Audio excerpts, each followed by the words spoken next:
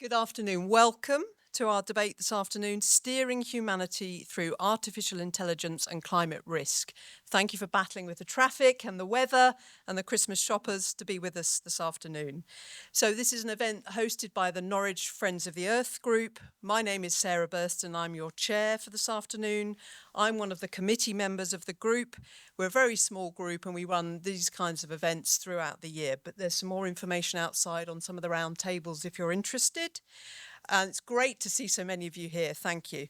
So humanity stands at a crossroads, facing not one but two powerful forces that could either shape or shake our civilization: climate change and artificial intelligence.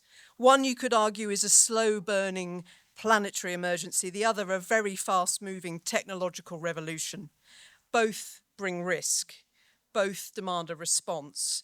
So this afternoon, we've got two inspirational speakers who are going to introduce us to the challenge we face to consider both climate change and artificial intelligence. We've got Dr. Jake Newman here on my right, a lecturer at the School of Computing Science at the University of East Anglia, and Rupert Reed, who's an emeritus professor also at UEA. First, Jake will introduce us to artificial intelligence for 20 minutes or so. There'll be a chance for some questions, followed by Rupert, who will then talk for another 20 minutes. And then we hope there'll be plenty of chance for you all to ask questions towards the end. You've been given a little piece of cardboard.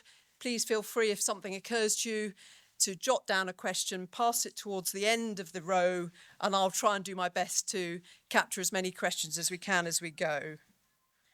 Okay, we're not expecting any fire alarms, so if anything happens, we just go out the way we came in.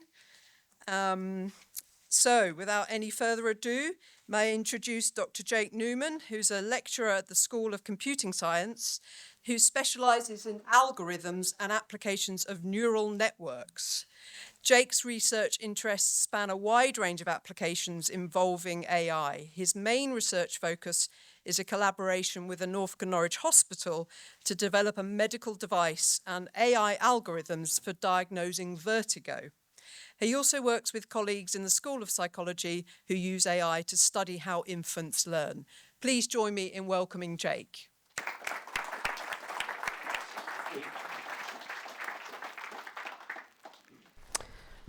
Can you hear me? Excellent. Thank you very much for the introduction and good afternoon, everybody. I'm not the tallest person, so I might put that down a little bit. Right. So firstly, why am I here? Why am I qualified to talk to you about AI today? Well, like many of you, I'm sure, I've watched a lot of science fiction. I've watched The Matrix. I've watched 2001: A Space Odyssey. So I certainly know where science fiction writers think the future of AI is. But perhaps more importantly, I've worked in machine learning and AI for the last 18 years. So I've been working at the coalface of AI. The truth is, nobody really knows what the future of AI is, but hopefully my experience in this field means that my opinions have some credibility, and hopefully today will be educational and informative for you.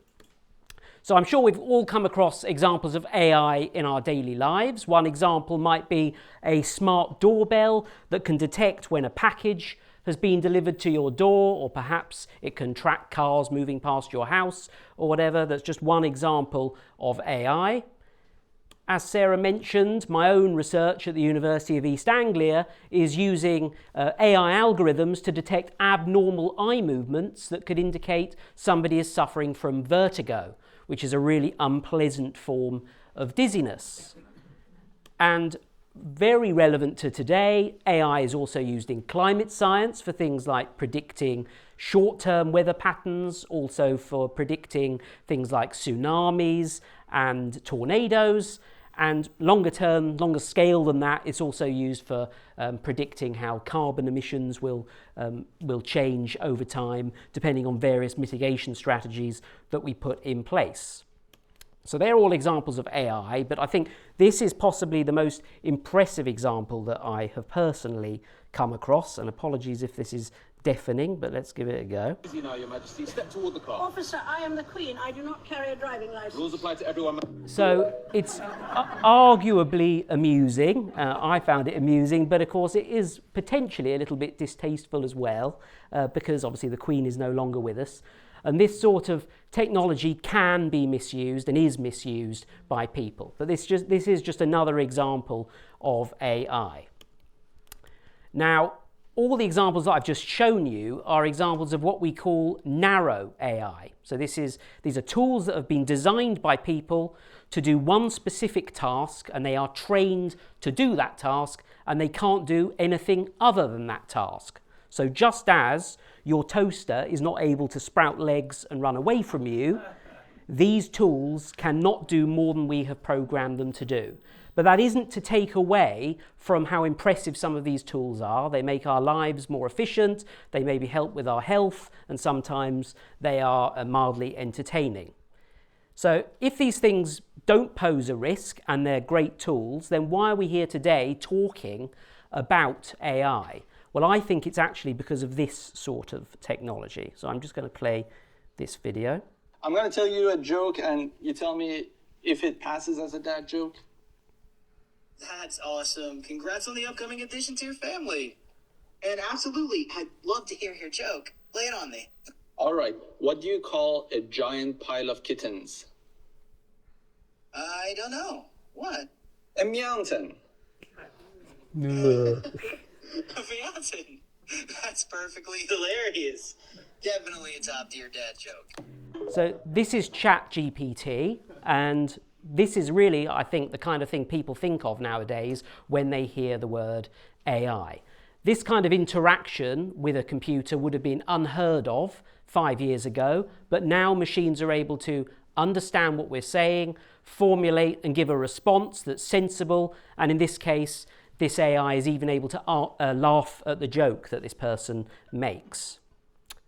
Underlying technologies like ChatGPT is a technology called large language models, which maybe some of you have heard of. Now, large language models are just a statistical model of the likelihood of different sequences of words occurring in a language, which is a bit of a mouthful, but I can demonstrate it here. So here in Google, if I type a short phrase like, "Is AI going to take over?" it will give me a list of possible ways of completing that sentence: the world, jobs, accounting, etc. So that's a language model. A large language model takes this a step further in that it doesn't just predict maybe one or two words, it can predict pages and pages of text, and rather than actually predicting the words that might follow in a sentence, the task has been changed around so that actually we take a question and the large language model is trained to predict the most likely answer. So if I ask a question like, "Are you able to answer questions?" a rubbish answer to that, an unlikely answer to that is sausages, for instance. But this algorithm has been trained to produce the most likely answer it could think of, which is this. And if you read it, you can see it makes quite a lot of sense. Now, those of you that have used ChatGPT will see that you can ask it just about anything, and it's got knowledge on seemingly every topic you can possibly throw at it. And you quickly come to the conclusion that maybe this technology is actually intelligent. But is it truly intelligent? In the 1950s, Alan Turing tried to answer this question and came up with the idea of something called the Turing test, which is essentially, if you speak to a computer or a machine and you can't tell whether you're talking to a human or a machine, then that thing is intelligent. So if you get confused and think you're speaking to a human when actually you're talking to a computer, then maybe that thing has intelligence. I think that definition of intelligence is really out of date. It kind of basically supposes that intelligence is all about understanding, creating and synthesizing language. But I think intelligence is more than that. Arguably, intelligence is things like self-awareness. It's not just answering questions, it's critically evaluating your response to a question. It's quite a deep field. But most people do not believe that systems like ChatGPT are actually intelligent. Now, I have misled you slightly here because this quote is not Alan Turing. This quote is Google's AI tells me it's Alan Turing, but it's actually Benedict Cumberbatch in the film The Imitation Game playing Alan Turing. So don't trust everything you see from a large language model. Okay, and we can really examine how these AI tools are not thinking by asking some quite telling questions. If I ask Microsoft's large language model to count the number of R's in the word strawberry, it incorrectly tells me that there are 2 R's when there are in fact 3. And this is because it isn't actually counting the number of R's, and it's not taking its answer and critically evaluating whether that answer is correct. It's just producing what it thinks is the most likely answer to this question. And in that case, it gives the wrong answer. Similarly, this is what we call a generative AI tool that can make images. Now, one of the problems with generative AI tools is that they reinforce biases in the data that was used to train them, and the creators of this tool tried to overcome those biases and artificially make this tool a bit more diverse in its responses. And in doing that, when you ask it to produce an image of a German soldier from 1943, it shows you very diverse Nazi soldiers, which of course is factually inaccurate. So of course, again, this just goes to show that these tools really are not thinking.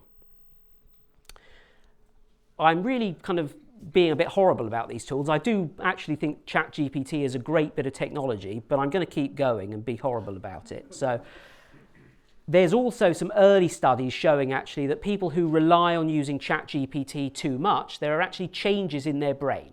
So basically, if you imagine, you stop walking, your legs are going to weaken and you can't walk as well. If you rely too much on ChatGPT and stop thinking, then your brain may suffer. Now, also, those of you who have used ChatGPT may have noticed that whatever you ask it, it's a brilliant suggestion, and your ideas are that of a genius. I took the first topic off the top of my head, which was ice cream, and I said, is it a good idea to phrase or frame today's talk around ice cream? And it said it's a fantastic idea, it's creative, relatable. I mean, maybe it is, maybe I'm accidentally a genius, but I think it's almost objectively a crap idea. So just take what comes out of ChatGPT with a pinch of salt. And there are other ways that these tools are dangerous as well, most notably when humans misuse this technology. So by themselves, these tools are quite fun to play with, but they can do some quite horrible things when people instruct them to. Okay, so that's the kind of current state of large language models. They're quite a fun tool to play with, sometimes they're helpful, but what's next? Companies like OpenAI, who develop ChatGPT, they are investing tens of billions of pounds in trying to invent something called an artificial general intelligence. This is an AI that's as intelligent as the average human on planet Earth.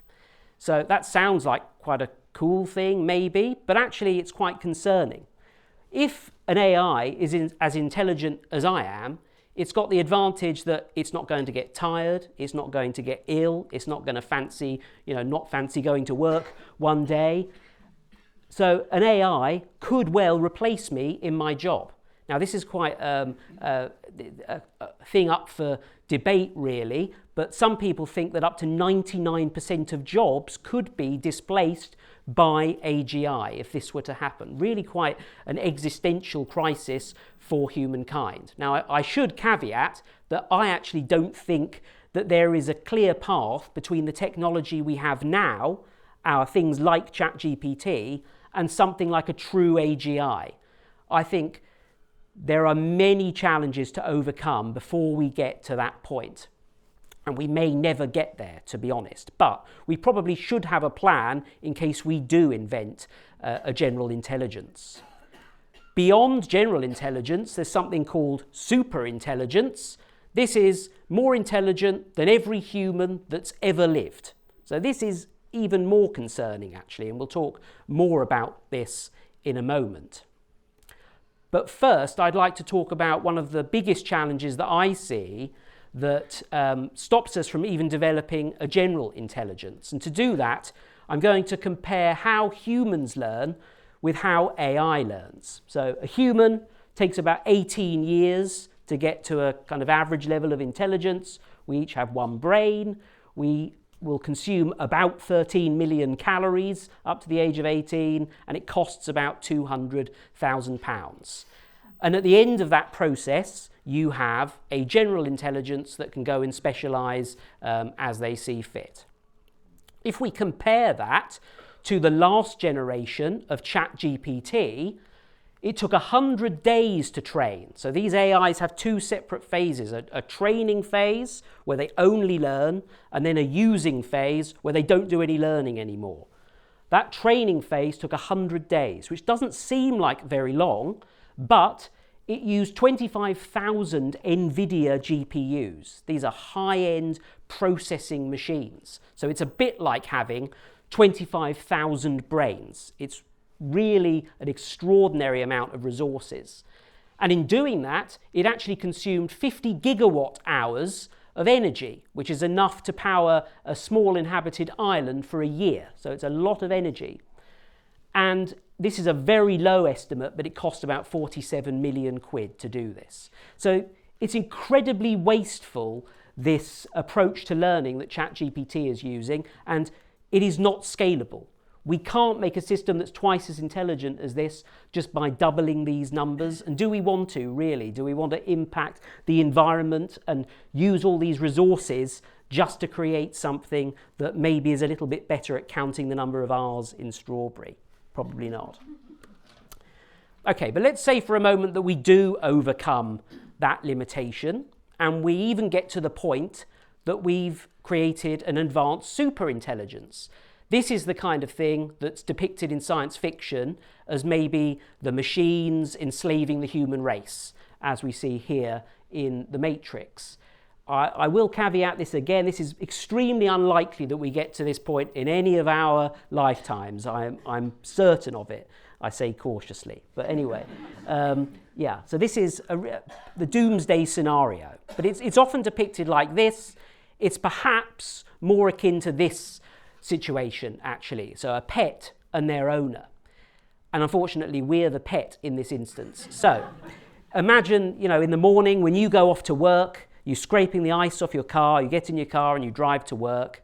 Your pet has literally zero comprehension of what you're doing. They don't understand what a job is. They don't understand what a car is. They only understand what biting and food and micturition is. So it could be the same situation with the superintelligence. Remember, a superintelligence is more intelligent than anyone who's ever lived. We won't be able to understand the things that a superintelligence is thinking.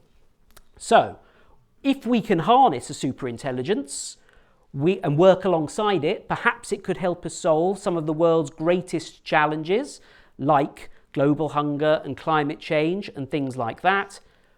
Or if we ask it to help us solve climate change, as I'm sure you've often heard, there's that possibility that it decides that actually humans are the biggest contributor to carbon emissions, so I'll eradicate the human race. And remember, AI is essentially a psychopath. It doesn't have emotions, so it's just going to make a logical decision. Obviously, we'd hope that computer scientists, find a way of incorporating rules and things that stop it destroying the human race. But ASI is a little bit of a scary prospect, and we have no proof that ASI would kill us, and we also have no proof that we could comfortably manage ASI either.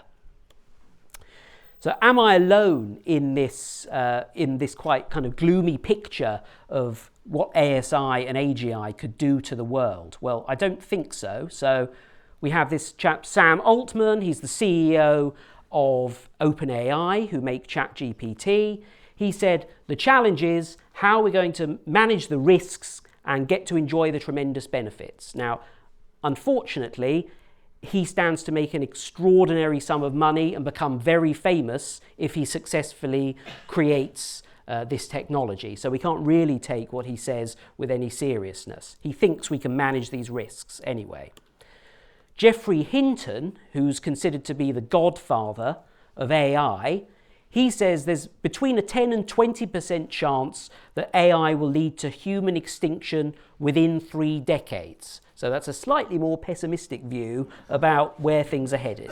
Now, I think it's safe to say that there are a range of opinions, but I've read that I think 17% of scientists think that there is they're concerned about the development of AI and think that we should be doing something to try and mitigate those risks. So what should we do to mitigate these risks? Should we stop the development of AI altogether and smash up the looms like the Luddites did in the 19th century? I don't think we can do that. I think if we stop developing AI, then other nations won't and other people will carry on doing it. So that's not a workable solution. But I do think that large companies like OpenAI, who are investing, as I say, tens of billions of dollars in trying to build AGI and ASI, we should have much more oversight over them. They should have to prove to us that they can do this safely before they are allowed to continue and unleash effectively what is a great big experiment on humankind. And we need to be planning for the eventuality that jobs are displaced. At least that's the kind of first thing we should be doing in the short term, I think. For computer scientists like myself, I don't develop this kind of technology. I'm focused on medical AI, but those scientists who do work on this kind of technology should be implementing and deciding on standards when they develop these systems. So for example, AI should never be connected to national infrastructure like energy supply or nuclear weapons, because if it can, that could be dangerous. Also, AI should self-declare. So if you're speaking to an AI, you should never be under the illusion that you're speaking to a human. It should always have to tell you that it's an AI. There's many different rules we could implement to try and make AI safer. Should we prioritize AI risk over climate change? No.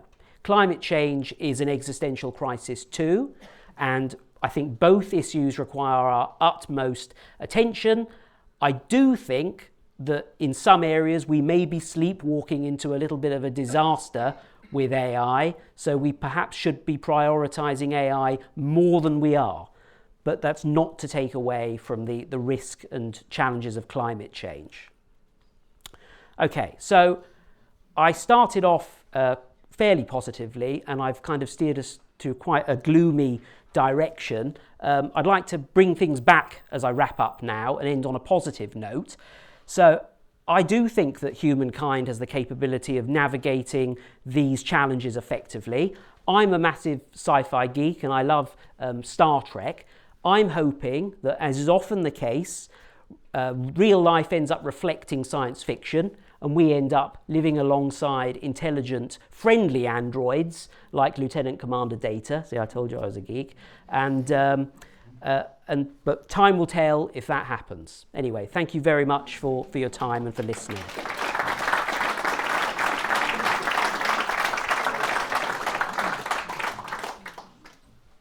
Great, thank you, Jake. It's all right. Can I invite Rupert to ask you some Of course, questions? yes, yep. Would you like me to get the... Do you want the mic? Oh no, I'm good. I've got one. Yeah. Thanks so much, Jake. That was super. And as will emerge, I agree with you on the majority of what you spoke about. The question I want to ask is this. So I get to speak reasonably often to climate scientists, and quite often what I ask them is it as bad as you say? How bad do you fear it really is, etc. And what they always say is, well, of course it's worse, because I only put in my papers, and the stuff that gets into the IPCC is only stuff that can be proven. And what I actually fear is that it's worse than that. I don't get to speak to AI scientists and technologists very much, but I'm assuming that you do. So I want to ask you a kind of similar question. I mean, I think you've been quite candid with us here. What about you in the context of your colleagues? Do you think that most of them are as concerned as you are, or more concerned, or whatever? And I'm especially interested, like, are people in your line of work kind of thinking of kind of plan Bs at all? Like, you know, what should we put in place so that we can switch these machines off? Or how are we going to cope if AI destroys various critical national infrastructure, or should I be growing vegetables? Am I growing vegetables in my back garden, etc.? Can you answer that? Yes. So, firstly, there's nobody in our department at the University of East Anglia working on anything close to the kind of technology that we're talking about here. We do work to some extent with very simple language models, but for very niche tasks. So we're not approaching the kind of existential threats that I was talking about in my talk. All I can say is that from my personal experience, before I was preparing to give this talk today, I was very dismissive of the argument around AI and the risks it posed, because I'd used ChatGPT and found it to be really inaccurate and kind of giving me, generally just inaccurate, not giving me the correct answers. And then the more I read and the more I listened about AI and the more I heard prominent figures in AI talk about the risks, I became increasingly concerned about the longevity of my job, whether or not I'll make it to pay off my mortgage at the end of my mortgage.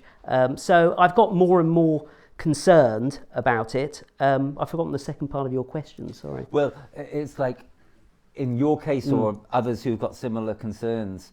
Are you on the quiet doing anything about it?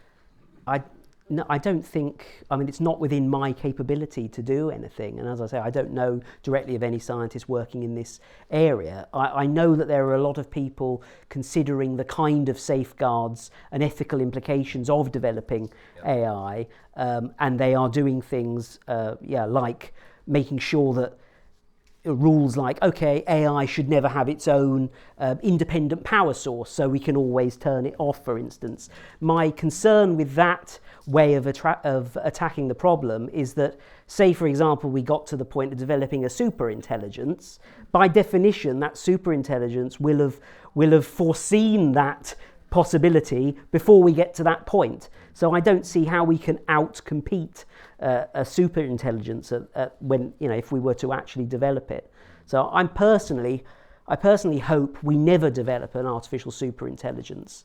I'd like to see AI improve to a point and improve medicine and help with climate change, but I would like to see companies like OpenAI actually prohibited from developing their tools beyond a certain point, actually.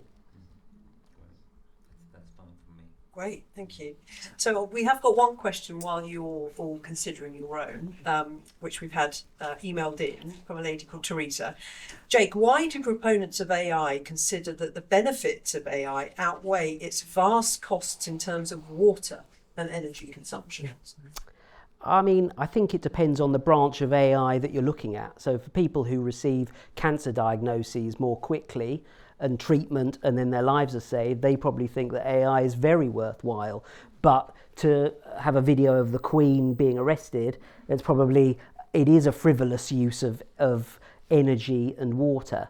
It's something we don't consider, really. I think if it came up on the screen, you're using this many watts of power or this much water, then we might think a little bit more carefully about just using these tools for fun. Yeah. We've got time for a question from the audience before we then... Great, gentleman at the back. I was interested, you talked about humankind dealing with AI or artificial general intelligence. The point is that those things are under the control of a very small group of people who have enormous amounts of money to spend. So the real question is, how do we, it's not humankind that have got to be dealt with. It's basically a small group of plutocrats who are going their own way.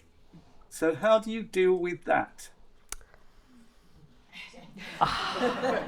Well, I'm not a politician. I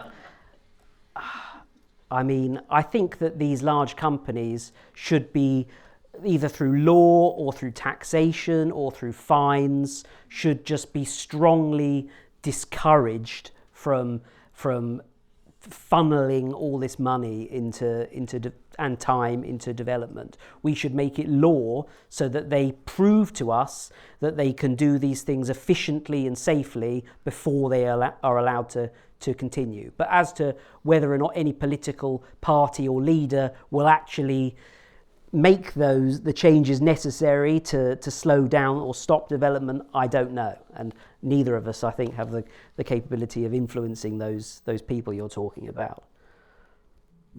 Thank you for the question. There's time for one more. The artificial intelligence relies upon known solutions, and lobbyists put out known solutions here, there, and everywhere. So you've got some really bad policies such as carbon capture for electricity, which was part of the ways of doing it. But look at lobbyists putting out stories, positive. Artificial intelligence only picks up on what's been chatted about on the internet. So we don't know the unknown unknowns. So the people who've got solutions, because they don't have the media to spread the word, the AI doesn't pick it up. And how do you deal with the unknown unknowns? Excellent question. I think so. You're right. AI is essentially regurgitates what it finds on the internet, but it's not as straightforward as regurgitating kind of individual opinions. It does take a sort of average of all the opinions it finds and could actually present you a balanced argument on both sides. The question is, I suppose, is it giving too much validity to incorrect views or bad solutions to problems? Possibly. We need AI that can actually properly critically evaluate rather than just repeat what's found on the internet. And I think that's a gap in the technology at the moment. I know that the Chinese AI DeepSeek does have this sort of critical engine where it does try and repeatedly evaluate and process the answers it gives to work out whether or not those answers are correct. I don't know if it works that well and whether it would address the problem you're talking about, but yeah, I think it's further work is required. But you are right; these tools do just absorb the information that they find on the internet. Thank you. I think we'll give Rupert a chance to speak, and then we'll hold our questions then for the very final wrap up. So let me introduce Rupert. I'll start his interview. Did we need to do something technological? Dan a sec. So Rupert, let me just make this slightly higher. So Rupert Reed is an emeritus professor at the University of East Anglia. He's an environmental philosopher, author and climate activist. His philosophy of mind speciality makes him a commentator on artificial intelligence, as well as on environmental matters. He's the co-founder of the Climate Majority Project, which aims to mobilise mainstream support for climate action. Please welcome Rupert. Thanks, Sarah.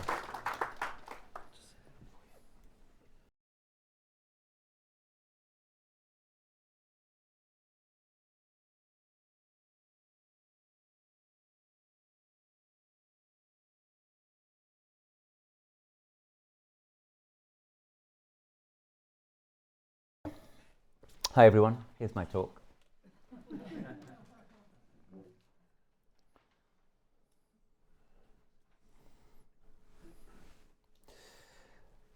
So as was hinted at by that introduction, I want us to think climate risk and AI risk together, because these are the two most severe existential threats of our time.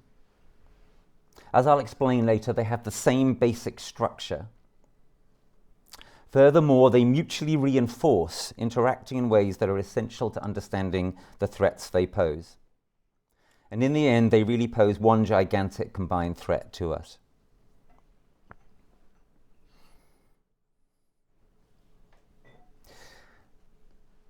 This image helps you to understand the nature of the threat that they pose to us in the following way. The threat that climate poses to us is a white swan. What do I mean by that? You may have heard of the concept of a black swan, popularized by my friend and colleague Nassim Taleb. The idea of a black swan is like an unknown unknown. It's like a devastating crisis which may be coming towards us, but we don't know what it is or whether it's going to hit us or not.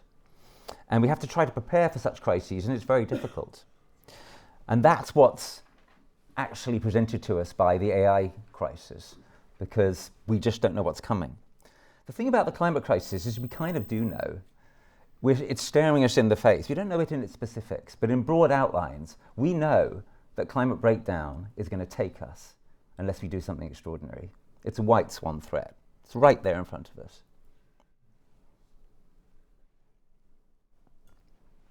And why do I say that? Partly because of the sudden escalation of climate risk in the last couple of years. What do I have in mind here?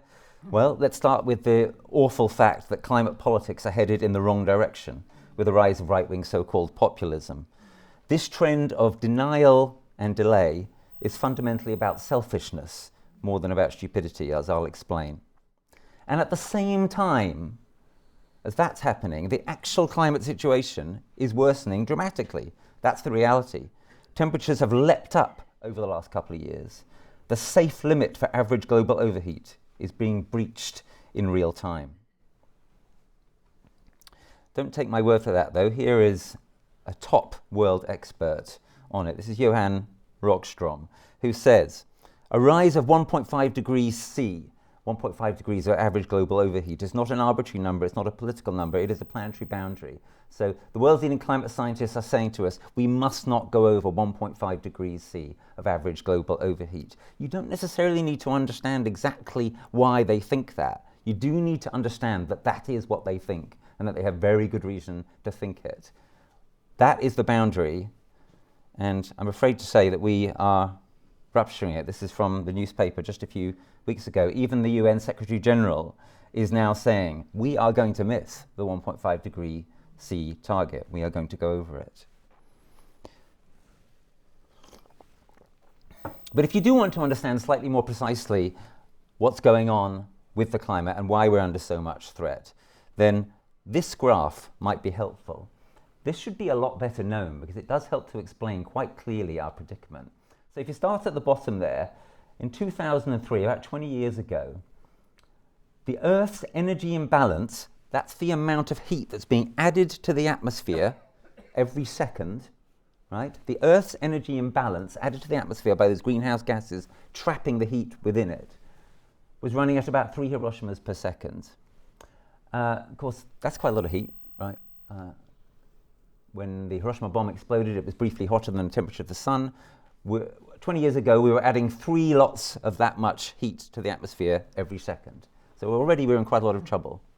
Now, if you follow the graph up, and especially that leap at the end there, which is the sudden worsening recently, we're now at about 12 Hiroshimas per second.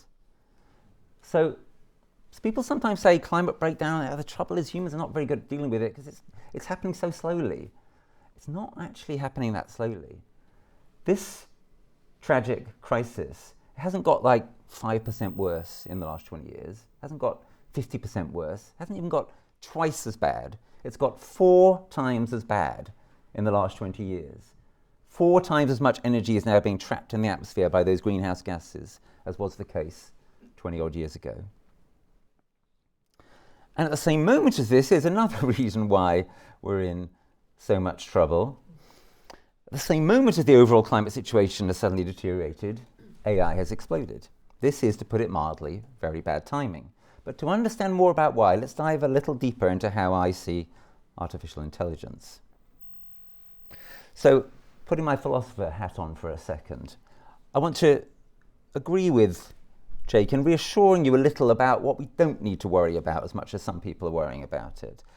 AI lacks any self-generated purpose, even compared to simple organisms like amoebas. AI lacks intrinsic motivation or consciousness. We might say there is no artificial intelligence at all yet. AI thus far is entirely disconnected from reality. It has zero conception of reality. And this is unlikely to change unless the fundamental basis of AI research changes. Recent developments confirm this. continued hallucinations, where AI basically makes things up without having any idea that it's doing that. The fails of the latest version of ChatGPT, which Jake showed you. And recent research on how AI can inshitify itself. This is a technical term meaning, yeah, well, you can understand what it means, I think. And the way this works is AI produces lots of garbage output, hallucinations, etc. When it starts to then input those, when it searches, and AI searches and finds some other AI garbage on the internet, you see how a vicious circle can arise. And it has no way out of that vicious circle because it has zero conception of reality. And let me add to that also some ecological grounds, not entirely happy or reassuring grounds, for doubting that we will actually get to machine superintelligence. I'll just let you read this slide.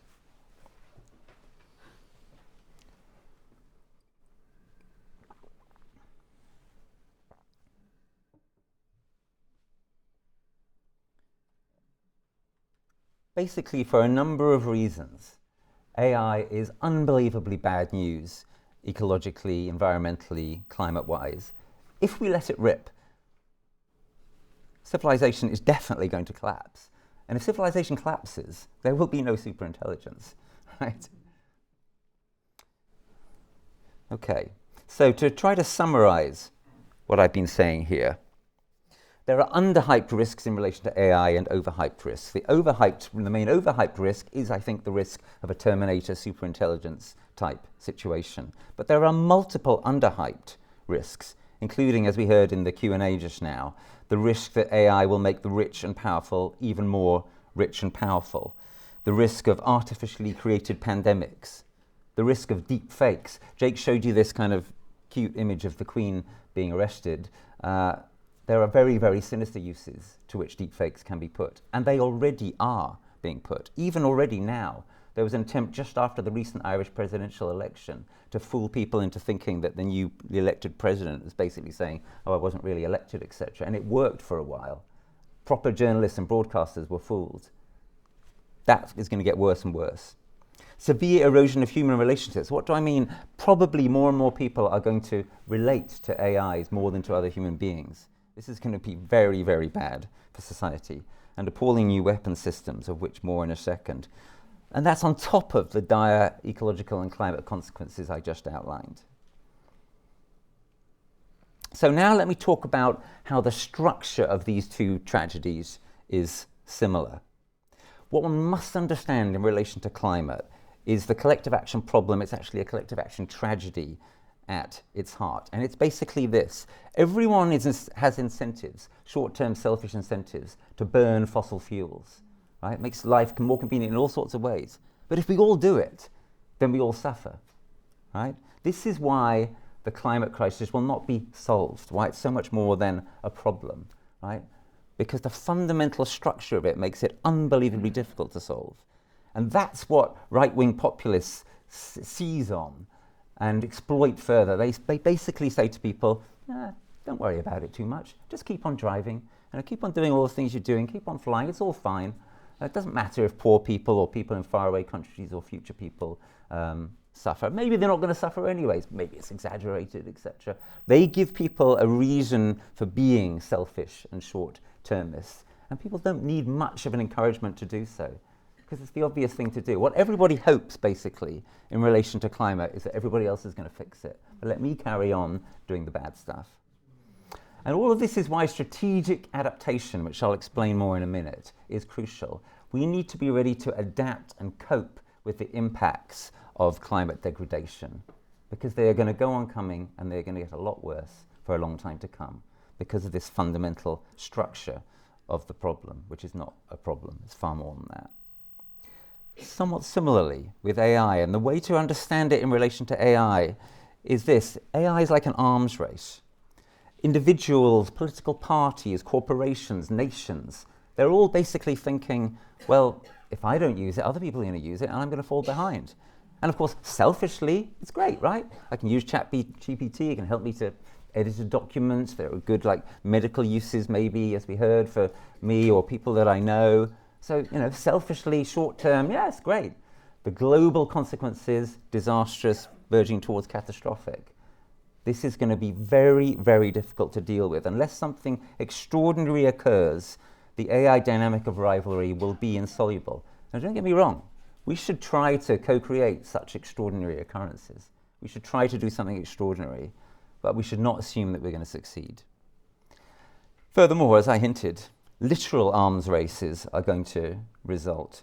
If you want to know what they are, then I've got a little recommendation for you. When you get home, Google slaughterbots, and you will see one or more films that show you what is probably coming in terms of AI armaments. Okay, how do we navigate this? How do we cope with it all? Well, I've already given a hint. We need to start with trying to do the right thing in terms of policy, political action, etc. That includes simply raising the alarm, but in a context of agency and awareness. In other words, it isn't good enough to just scare people about this. We should scare people. Jake's been scaring you. I've been scaring you, I hope. You should be scared. If you're not scared, you're not paying attention. But you can't just be scared. We have to act on the basis of that fear. We have to think together about what we can do about this. And that has to have political and policy implications. But we also need a backup plan for if we don't manage to do something extraordinary through politics and policy. We need to have ideas about how we're going to cope if these disasters start to materialize. We need that locally, we need it nationally, we need it internationally. And that is what transformative and deep adaptation are. They are a backup plan. This is about preparing for potential civilizational shifts and probable civilizational declines. And it is about undertaking strategic adaptations, ways of coping, ways of preparing, in response to severe AI-induced and climate-induced challenges. So, I'm saying that the key implication of the AI-climate nexus is the need for transformative, strategic, and deep adaptation. Now, luckily, you have one of the world's experts in these things in the room, and your humble speaker, so we can talk more in detail about what these things mean, if you wish, in the Q&A. And I also have these lovely books with me in real hard copies, not just online. But I also have a very handy visual aid here, which is this lovely object, which was brought here by Willem, one of the main event organisers. I gave it to him a month ago. It's from my garden. Anyone want to guess how many of these? Most of them are a lot larger than that. We've grown and produced in my garden this year. It's 1/3 of an acre. Lots of it is lawn and biodiverse wildflowers and so on, but we also grew a bunch of squashes. Anyone want to guess how many? 200. Not 200, but over 100. And on top of that, huge amounts of potatoes and greens and beans and so on and so forth. You know, great. And I'm fortunate. I've got 1/3 of an acre that my wife and I try to create a little bit of resilience in, and other people are doing the same in our village. That's the kind of thing that we all ought to be doing. That is an example of what I mean. We all ought to be preparing for a possible future, which I've submitted to you is a likely future, in which, as a result of the climate and AI nexus, we will lose our food security within a generation. That is what I think is going to happen. And we need to fight back. We need to become safer. We need to build strategic adaptation for emergency resilience, as per my handy other visual aid over there. We need to resist the escalating demands that there will be for water, power, etc., for AI data centers. Sooner or later, there is going to be a conflict between that water and power going to produce AI and going to you, going to us for our daily needs. And you need to ask questions like, is the fact that I can produce nice little quick edits using ChatGPT, or even the fact that I can make progress on helping my dear friend who's got Meniere's disease, is that enough of a reason for thinking that we are okay with having to choose between ourselves having water and power or these AIs having it? The basic question is this then, and I'm now drawing towards a conclusion. What is AI? How ought we to understand what this thing really is? And here's my answer. AI is an accelerant of polycrisis trends, of the trend of everything going into more and more crisis. It operates at multiple levels to produce this acceleration. Its direct energy usage is very concerning, but it is by no means the only thing to be concerned about, as I've sought to elaborate in my talk here. AI is a kind of extension of the cold, analytical part of our brains. It's a kind of extension of that out into the world, right? And We've done amazing things with the cold analytical part of our brains, but guess what? It isn't the most important part of our brains. It isn't the most important part of what it is to be human. All the most important parts of what it is to be human are entirely absent from AI. And I've given some philosophical reason earlier for thinking that they probably always will be. When we invest heavily in AI and move in that direction, we are, as it were, building out the most dangerous part of ourselves into the world. And we're leaving behind wisdom and emotionality and relationality and connection and love, and you get the idea. We should be much more precautious in relation to AI. And, as I suggested, AI is frankly on balance the last thing that our climate needs. So that's what AI is. What about climate? What is climate? How ought we to understand this in summary? So here's what we've been told that it is. But that's all crap. That is not what's going to happen. That is not the situation that we're facing. This is the actual situation. This is the question we need to be asking. What is climate breakdown? Climate breakdown is about impacts. It is about disasters. It is about our vulnerability to those disasters. It is about disasters, short emergencies. It's also about chronic impacts, a long emergency, and essentially permanent emergency that we're moving into. Climate breakdown is a new, permanent, tragic condition of decline, and again, of fighting back. We need to address our growing vulnerability. Climate breakdown is about what we do in response. Above all, about what we do to take care of ourselves together. And in saying that, I'm saying something which takes us from this awful space that I've been describing to you into a potentially more promising space, right? It's about what we do to take care of ourselves together. There's something beautiful in the opportunity presented by this terrible predicament. So bring them together.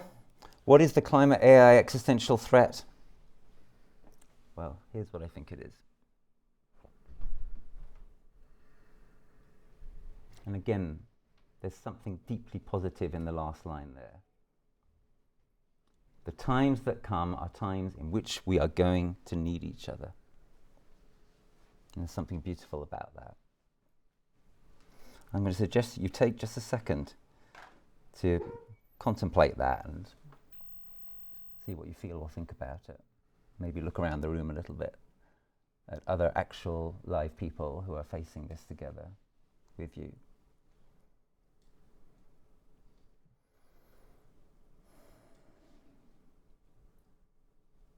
So, finally, to sum up, what is to be done?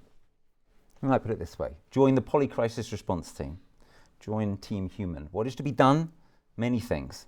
But for sure, we should be looking to build ourselves a relocalized future in an emerging age of AI and climate extremes. We're going to need each other, and the exciting thing is humans want nothing more than each other. We really hunger for nothing more than community. And that is what we might be able to restore as we go into this epochal crisis over the coming years and generations. Transformative and deep adaptation are strategic priorities in this coming age. Thank you.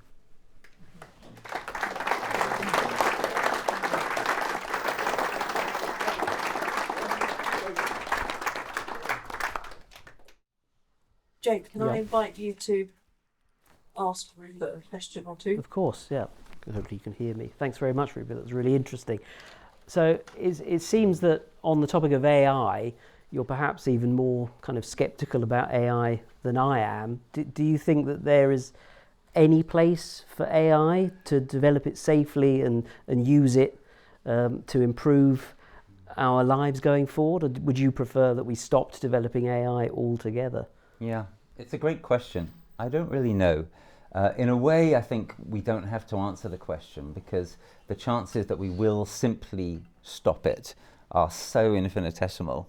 I think it's just, infinitely more likely that it will be stopped by some kind of collapse eventually.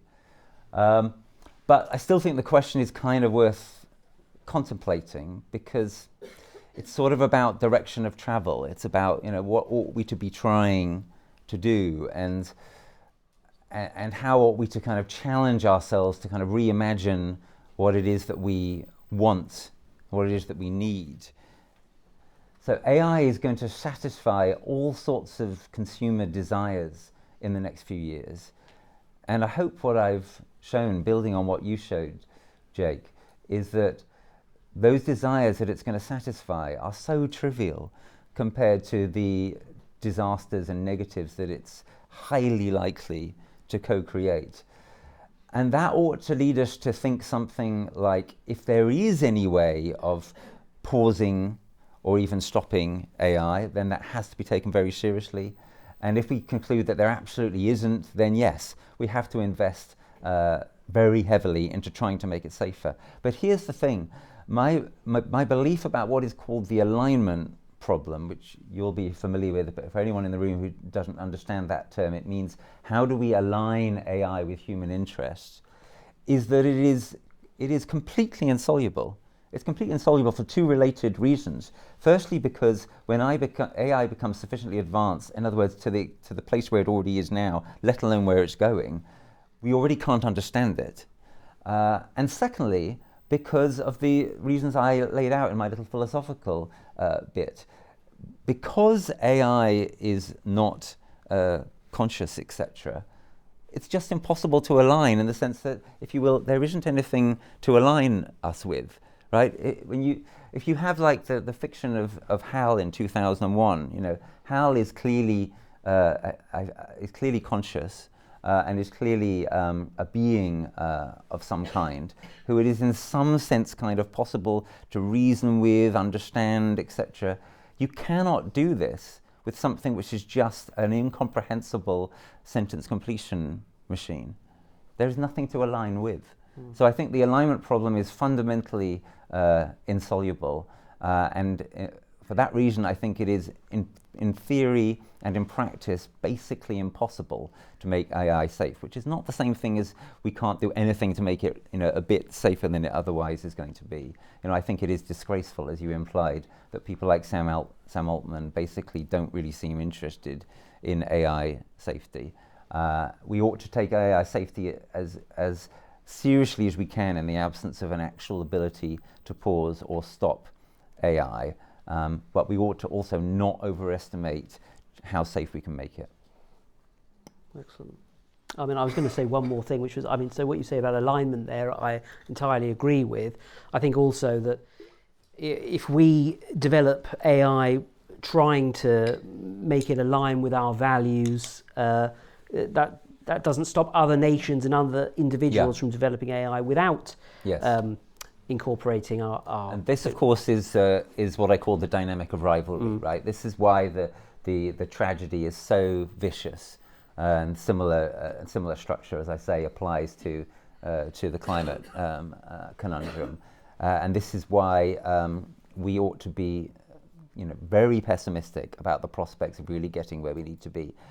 As I say, I still think we should try, right? So if I was leading the UK or the US or whatever, I would be trying to convene major international conferences to have international agreements to sort of mutually kind of build down our AI capabilities. And of course there are precedents, things like this have been done before successfully, for example with biological weapons, but it's incredibly hard and rare, and it's going to be even harder with AI, because people are already using it such a lot, whereas biological weapons didn't have any sort of day-to-day use, right? You weren't sort of giving up anything sort of that you like by giving up biological weapons, and because it's so hard to check, and because the temptations are so strong to make money and gain geopolitical power out of it. So we should be trying to do extraordinary things diplomatically and politically, but we also need a plan B. Brilliant. Great, thank you. I'm going to follow up Jake's question, if I may, Rupert. So you asked if there was anything you could do to change AI. I want to kind of bring us back to practical reality, Rupert. You know, if you had the power, what changes would you bring in terms of how we might adapt to climate change within the next 5 years? Right. So what should we do on the climate adaptation front? Okay, so that's a great question. And I can point you here to this lovely poster which gives some indications. And I think the QR code also helps take you further if you wish to do so. What we're calling for in the Climate Majority project is a national climate resilience plan, for it to be treated like a mission. Let me give you an example. Loads of new zero carbon infrastructure is being put in around the country right now. We did a little bit of research in the Climate Majority project, and we found that the national grid has plans to make that new infrastructure resilient against a hotter future. Good. But it has no plans to make it resilient against a colder future. And what some of you may not be aware of, but the knowledge is spreading of this, that unfortunately the climate chaos that we're unleashing now is so severe that it's entirely possible that we may destroy the Gulf Stream within the next generation or so, in which case Britain could be plunged into a semi-Siberian climate as a result of global overheating, in a horrible irony. And the national grid has literally no plans, no contingency plans for that. So all this work that we're doing on decarbonisation, if the Gulf Stream collapses, a lot of that work could be incredibly vulnerable. For example, I've lived in the northern part of America where you get ice storms. We have no experience of ice storms in this country. When you get ice storms, cables and so on collapse. And things which are not hardened against the cold no longer function. Loads of things. So the government's missions do not include a resilience mission. We think that is a terrible omission. Yeah, we're calling for such a plan, which would include huge resourcing for local adaptation work. Some local councils are trying to do the right thing now in terms of developing local adaptation and resilience plans, but they're mostly massively underfunded, under-resourced. In some cases, reform councils are pulling the money even from that, putting people even more at risk now. And we have a petition. Do go onto our website if you're convinced by what I'm saying, or it may be accessible by that QR code. We have a petition which is calling for such a national climate resilience plan, and it's a parliamentary petition. If it gets to 10,000, signatures, then the government will have to do a response. Great, thank you, Rupert. Can I open up questions to the floor? Anyone? Yeah, gentleman on the back with the green jumper. Yeah, thank you very much, both speakers. Really interesting presentations. I agree with a lot of it. I want to ask Jake particularly something to do with the sort of AI innards. I'm a computer scientist myself, actually, and I sort of 30 years up to 2005, including at UEA. Essentially, first of all, how much of the energy use of these AI data centers is for training the AI algorithms, and how much is for the actual usage? Well, that's important. I don't know the answer to that personally, to frame what I'm going to say next. But one of the issues, it seems to me, about what's happening with large language models is that, yes, they are a sophisticated tool with all the problems you both outlined. But there's basically what the industry seems to be doing is throwing brute force computing power at all this training. Now, when I was a computer scientist, we said you always look for the way to do the algorithm better rather than throwing brute computing power at the issue. And it seems that what's happened is we've gone beyond that point. So what I'm interested to know for you from the computer science department is how much could we actually curb the energy use by academics actually really getting in there and producing much more efficient algorithms to do what we're already doing. And we've hit a bit of a sort of, with large language models, I think we've hit a bit of a sort of steady state actually at the moment. But DeepSeek in China sort of did something along those lines. But why the hell are we not doing a lot more of that? Because that is what is really creating an immediate climate problem. The surge in AI data centers, I mean, it's going to throw all our net zero plans out the window completely as it's taking off. So why the hell are the computer scientists not actually looking at how to do the algorithms better and use less brute force? So that's an excellent question. So firstly, I'm sure computer scientists are trying to make more efficient algorithms. I think the reason we're seeing this explosion in power consumption and resources required to train systems like ChatGPT is because it's the easiest route. A company like OpenAI that has billions of dollars, all they've got to do is build another data center. It's hard work employing scientists to develop more efficient algorithms. It's easy to build a new data center, throw more time, money and power at the problem. But I think we will hit a ceiling in the capabilities of these systems, and I think we will hit a ceiling in the amount of the energy and the environmental impact that these things are having. So I think one way or another, they will have to develop new things. And I like what you mentioned about DeepSeek in China. So in case people don't know, the Chinese were stopped from having access to our best GPUs. These are the things that help us train AI systems efficiently. So we gave them these kind of second tier GPUs, thinking that we might slow the Chinese development of AI down. And in actual fact, it just made them really resourceful, and they made algorithms that were much more efficient and arguably much better than the ones that they'd made in America. So it's that, what is it, something is the mother of invention, adversity is the mother of invention or something. With respect to the first point about the amount of energy in training versus testing, I don't know the figures, but I looked into it, and actually, funnily enough, the estimates of power consumption that OpenAI provide are significant. They're orders of magnitude lower than the independent measurements of how much energy is used to train these things. So in case people don't know, I think the majority of the energy in these tools is training them. This 100 days with 25,000 GPUs, that's extraordinarily wasteful, uses a lot of energy. But there's also energy used each time you type a question into ChatGPT. Also, water is used for cooling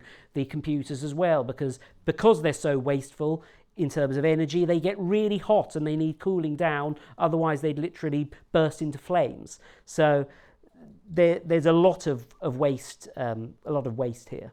But I just come back a second and say, I think the key thing you said is it's the easiest way to do it. So that's why OpenAI and so on are, Trump was throwing 500 billion at this stuff and endless gas power stations to do it, etc., etc. And that's the problem. One of the problems we need to address, I think, is don't do it the easy way. Let's start to be clever again about the way just to keep where we're at, because where we're at is not bad in terms of the technology. I completely agree. I think you're right. Except in all the ways that it's bad, but yeah. Thank you. In all the ways. Yes, the gentleman here. This is going to make me sound like perhaps a climate sceptic, which I'm not. I'm actually just being the devil's advocate here. So this question's sort of mainly aimed at Rupert, really. You talk about self-interest being one of the reasons why we don't change our behaviours. And it strikes me that from somebody who doesn't have a scientific background, we do hear a lot of scientists talk about how there are problems in particular with some of the modelling. So 40%, for example, of our best models of predicting temperature change in relation to how much carbon dioxide is being put into the atmosphere is under question. Somebody like me would look at that and think, okay, not quite sure, are we at the precipice of a complete and utter disaster or not? In my mind, and this is again, it's devil's advocate stuff here, but if we don't seem to have a homogenous, supported by all scientists response to this. If we had a good AI with, like Jake mentioned, critical faculties developed, could we solve that problem that we have of people not believing that climate change is an existential threat by a really well put together report from a trained AI? Is this something that could help us and even help us look into how, if obviously we set its agenda to try and help solve climate change, is it not something that could aid us rather than just harm us? Yeah, look, of course there are ways in which AI can be useful. So I'll give you a little example. People undertaking climate litigation, so trying to catch the big climate polluters out, have put AI to use in going over company accounts and records, which would take human beings like years to do and so on, and find, there's probably something we can litigate there. That's just one of many examples. But ask AI, except possibly Grok, but ask most AIs whether climate is an existential threat. They will tell you definitely yes. Coming back to your early point, I must tell you that you're basically mistaken there. The trouble with climate models, yes, climate models don't give precision, and they're always going to disagree with each other to some extent. I mean, that's what science is. You know, if there's no disagreement, it's not science anymore, right? At a research frontier, there's always disagreement between scientists. But the main trouble with the models in recent years is that they've been too optimistic. That is the main problem. And you can look now at the IPCC. If you look back at IPCC reports over the past few years, you will find that they have on a number of counts, most crucially with regard to global temperatures, been too optimistic. Virtually no scientists saw that leap in temperature that we've had in the last couple of years coming, and that leap in the Earth's energy imbalance. So that's the crucial thing about this. People say, oh, well, you know, how much certainty is there around the models? And they sort of assume that means that, okay, so maybe things aren't so bad. What it actually means is things are worse. And that, as I say, is what climate scientists will tell you if you had the good fortune or misfortune to talk to them off the record. It's not better than we say, it's worse than we say. Thank you. Chap here in the yellow jacket. Yeah, hello there. Very interesting. Can I just ask, from the point of view, how much your vegetables would have grown if that hadn't had CO2? And the other thing in your climate structure, has things like, as we're on a living planet in a living universe, has the tilt of the Earth, the axis, been taken into consideration? The moon being closest to the Earth in 284 years, causing earthquakes, volcanic activity, jet stream irregularities, tectonic plate movements, and trajectory of the planet. Yeah, I think you're reading quite a long list out there. May I interrupt you and answer your question? The answer to the question is yes, those things have been taken into account. And if you actually want to understand what is going on, I recommend you to listen to the scientists, which is what I do, and they will tell you that we are in very serious trouble. And I've explained that in great detail. We don't need to go over it again. Coming back to your initial point about plants needing CO2, and you somehow thought this was some kind of very clever remark. Yes, absolutely. Everything needs CO2 to live, but you should also know it's basic common sense. Too much of anything is harmful, right? Let me finish. Too much of anything is harmful. If you have too much oxygen, you cannot breathe or survive, right? You cannot live your whole life in an atmosphere of 100% oxygen. You will die. Does that prove that oxygen is a bad thing? No, it does not. That answers your question. Let's move on. And the chap behind on the back row. Jake, thank you very much for a fascinating talk. I was really interested in what you said about the way AI is created by using all the information that's out there on the internet. But then you started talking about these 100 days of training, and I'm assuming that training is using selected information.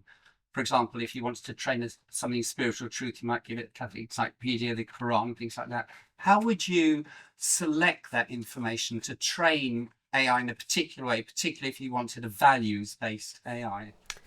So, thank you. So firstly, it's about 10 trillion words, apparently, that are fed into ChatGPT to train it. The truth is we don't know where the data has come from that's used to train ChatGPT. It's another piece of information that's withheld from us because, in all likelihood, it's trained from a lot of data that isn't owned by OpenAI, so things that are protected by intellectual property documents, books and things owned by other people, and they don't want to admit that that data has been used to train its AI. It's a very interesting question, the idea of, where we should select data from to make AI truly kind of impartial and unbiased. I don't know the answer to the question. All I know is that the problem is getting worse. I think Rupert said this. A lot of the information on the internet now is actually generated by ChatGPT. So as he, I think, loved the phrase shitifying or in-shitifying. Sorry, yes, in-shitifying things. So we've actually got AI generating biased nonsense, and that biased nonsense is feeding the next generation of ChatGPT.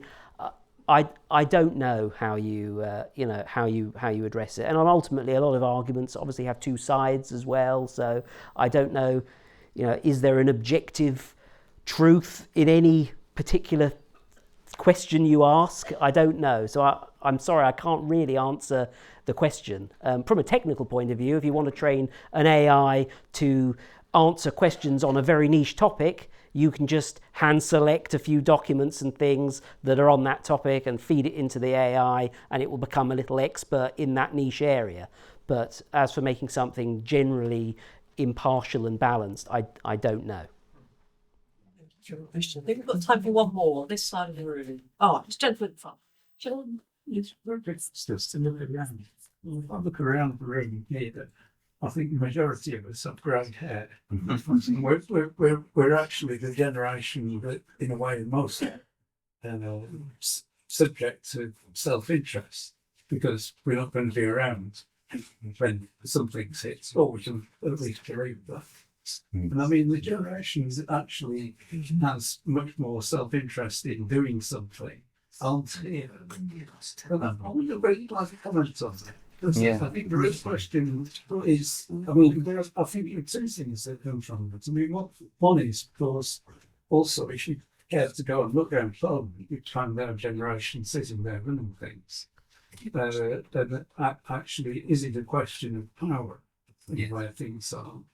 And also, is there a chance to do things by mobilising a different generation? Is there something that I'm perhaps not being articulate? No, I think you're being perfectly articulate. I thank you greatly for the question. I think it's a great question for us to draw towards a close with. I must admit, I had noticed when I arrived in the room, oh gosh. I was surprised. I was surprised by the demographic that's here this afternoon, because I had, I don't know, naively assumed that there would be a much higher percentage of younger people, because they are very much staring into the abyss here, whereas for some of the people in this room, the worst of what I sketched is likely to come after you. I say some. Guilt and fear. We're guilty for a lot of it, and we're probably most fearful. Well, that's it. That's very interesting. I think the guilt and shame point is a good one. Guilt and shame has power. People often don't like guilt and shame these days. They say, well, you mustn't make people feel guilty or ashamed. And what I respond to that is by saying, you don't need to. People will feel it for themselves if they're decent human beings. Guilt and shame can be powerful motivators. Ultimately, all of the negative emotions, guilt, shame, anger, grief, fear, they all really come from love, right? You understand that? If one is angry if one feels an injustice, and the root of the desire for justice is a love and care for other human beings. Grief is about a rupture or a rip in our world where something that we love has been removed from it. We fear for those that we love, including ourselves, and so on, right? So there's something great about these emotions, and if older people are motivated by them, and I find that they are, that's great. I think one thing that's really important about older people, like most of you in the room, is that you do tend to have more money than younger people. So one thing I would say to you is, as you think about what maybe to do after going away from today, is there may be a number of people in this room who have £1,000, £10,000, £100,000, literally to spare, or invested in a property or something like that. And you really need to think, what are you going to do with that before you don't have the chance to do anything about it, because either you've died or society has collapsed. And you could do something amazing with it right now. I could tell you stories about people who have done amazing things with those kinds of amounts of money, including to support our organisation. You don't ask, you don't get.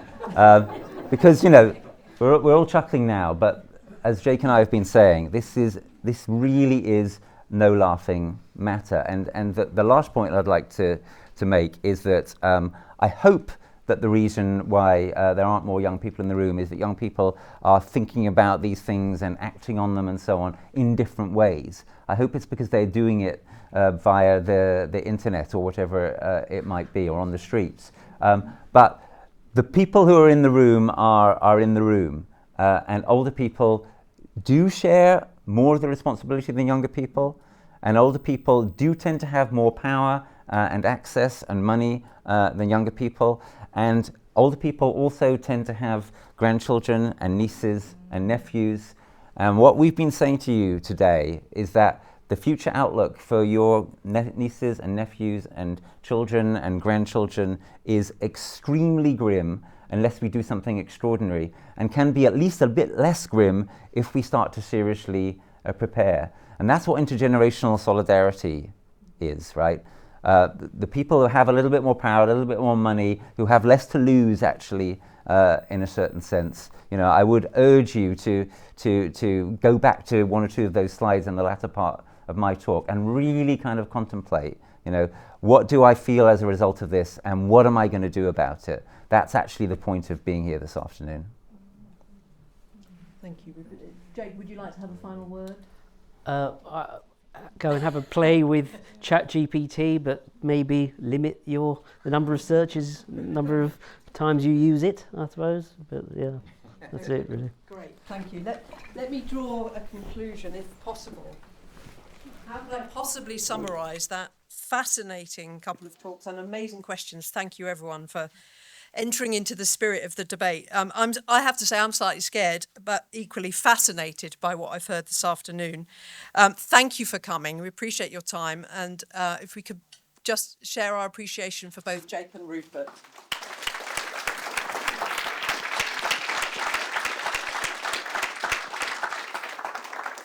And just a final point about the Norwich Friends of the Earth group. We would like to host similar events to this. We are a small but active group. If you'd like to find out more about what we're doing, there's some petitions and newsletters you can sign up for outside on some round tables. If you'd like to contribute to our work, if you don't ask, you don't get, please do. The bank details are outside on the tables as well. And there's a number of Friends of the Earth members here today if you'd like to stay and chat. But thank you very much for your time this afternoon. I hope you found it as fascinating as I did. Oh, and Rupert's got some signed books. I mustn't forget. So thank you again. Thanks very much.